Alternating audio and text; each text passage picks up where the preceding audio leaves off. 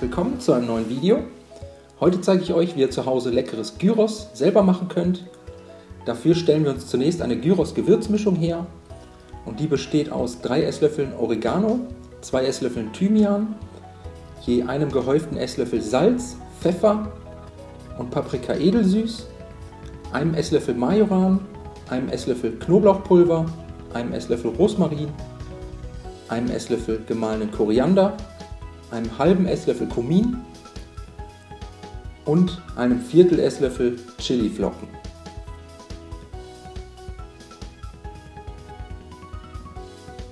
Alle Gewürze jetzt mit einem Löffel verrühren, bis sich alles gleichmäßig verteilt hat und die Gewürzmischung danach erstmal zur Seite stellen. Als nächstes habe ich hier 1 Kilogramm unmarinierte Schweinenackensteaks. Die werden jetzt einfach in dünne Streifen geschnitten.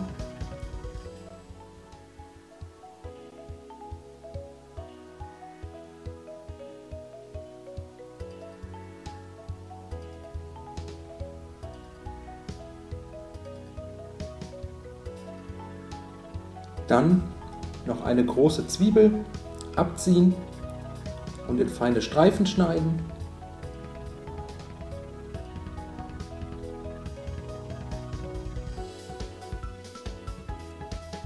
Das Fleisch,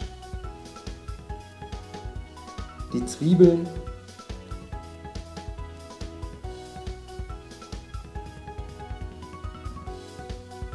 und die vorbereitete Gewürzmischung jetzt zusammen in eine große Rührschüssel geben.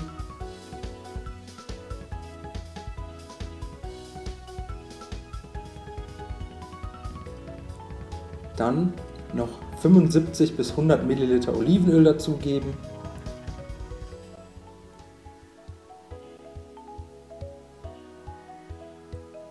Alle Zutaten jetzt mit den Händen vermengen, bis sich alles gleichmäßig verteilt hat und alle Fleischstreifen gleichmäßig mit der Marinade ummantelt sind.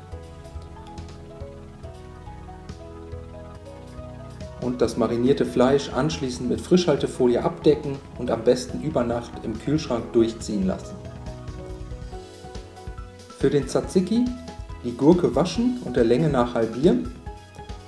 Für das Rezept hier braucht ihr lediglich 1/4 der Gurke. Ich brauche den Tzatziki aber noch für einen Grillabend, deshalb mache ich jetzt etwas mehr.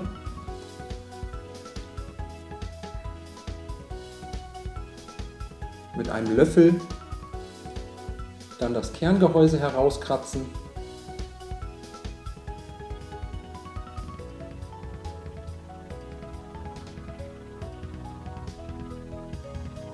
Und anschließend mit einer Reibe grob raspeln. Und die Gurkenraspeln dann in eine Rührschüssel geben.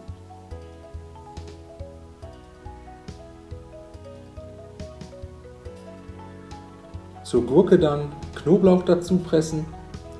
Hier braucht ihr natürlich auch wieder nur 1 bis 2 Zehen für das Rezept. Die genauen Mengenangaben habe ich aber auch nochmal unter dem Video aufgelistet.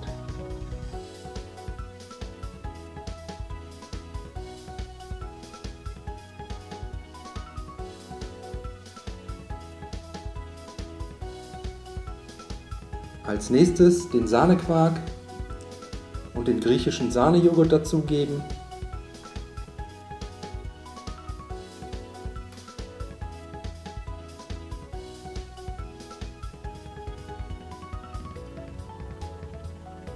Dann mit Salz und Pfeffer würzen.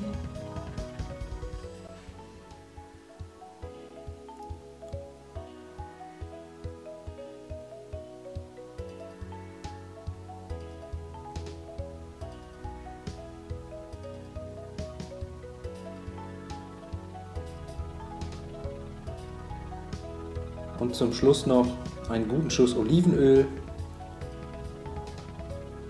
und einen Schuss Essig dazugeben.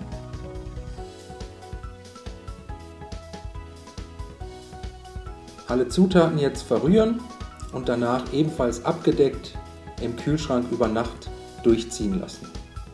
Kurz vorm Servieren nochmal mit Salz, Pfeffer, Olivenöl und Essig abschmecken.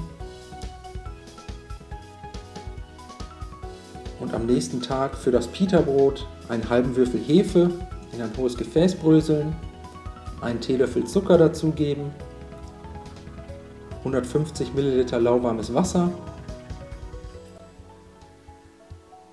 Jetzt mit einer Gabel oder einem kleinen Schneebesen verrühren, bis sich Hefe und Zucker aufgelöst haben.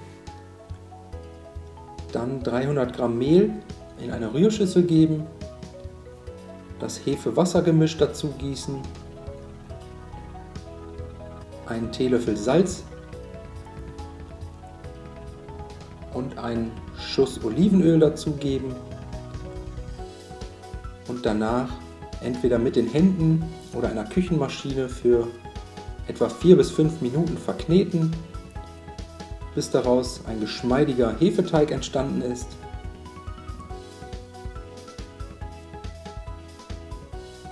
Der Teig sollte weich, aber nicht mehr klebrig sein.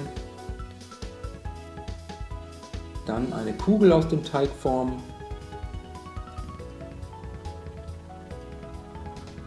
Wieder zurück in die Rührschüssel geben.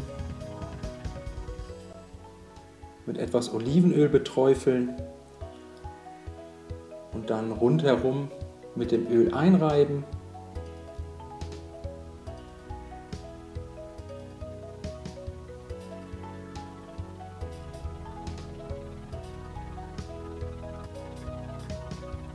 Und jetzt mit einem Küchentuch bedeckt für 30 Minuten an einem warmen Ort ruhen lassen. Das Volumen des Teigs sollte sich nach der Ruhezeit verdoppelt haben. Den Teig dann auf die Arbeitsplatte geben, nochmal kurz durchkneten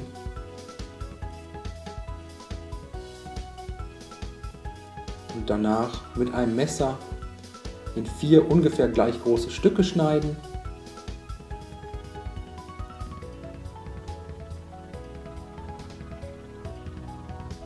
Jedes Teigstück dann zu einer Kugel formen bzw. unter den Handflächen rund wirken. Dadurch, dass wir den Teig vorher mit etwas Öl eingerieben haben, sollte jetzt auch nichts an der Arbeitsplatte kleben bleiben.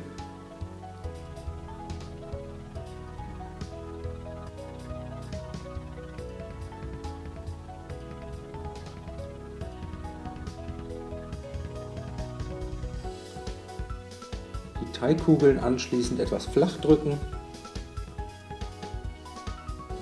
und danach mit einem Nudelholz zu dünnen und flachen Fladenbroten ausrollen.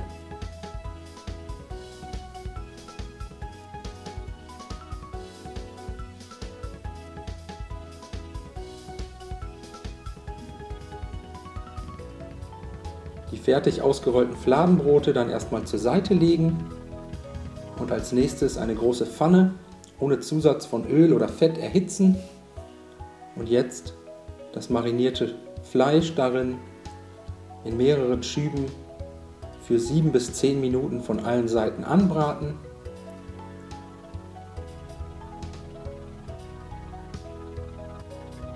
Dabei gelegentlich umrühren und weiter braten, bis das Fleisch gar ist.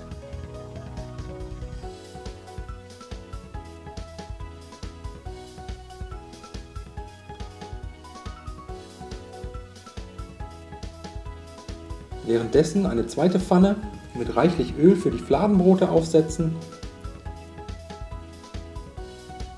und die Brote nacheinander bei mittlerer Hitze jeweils 1 bis 2 Minuten pro Seite goldbraun ausbacken. Sobald sich auf der Teigoberfläche Luftblasen bilden, können wir das Fladenbrot einmal wenden und von der anderen Seite fertig backen.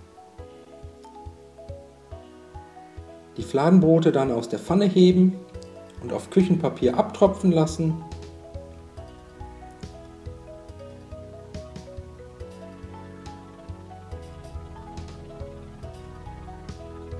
Und sobald alles fertig ist, können wir anrichten, dafür die Fladenbrote auf den Tellern verteilen, dann eine großzügige Portion Gyros darauf anrichten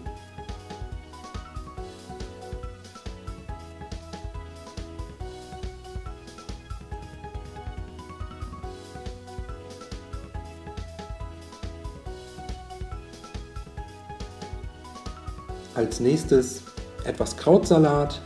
Den könnt ihr entweder kaufen oder auch am Tag zuvor selber machen. Wie das geht, habe ich euch ja bereits in einem meiner anderen Videos gezeigt.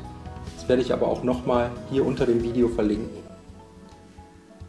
Zum Schluss noch 2 bis 3 Esslöffel Tzatziki und dann servieren. Ich wünsche euch viel Spaß beim Nachmachen. Bis zum nächsten Mal.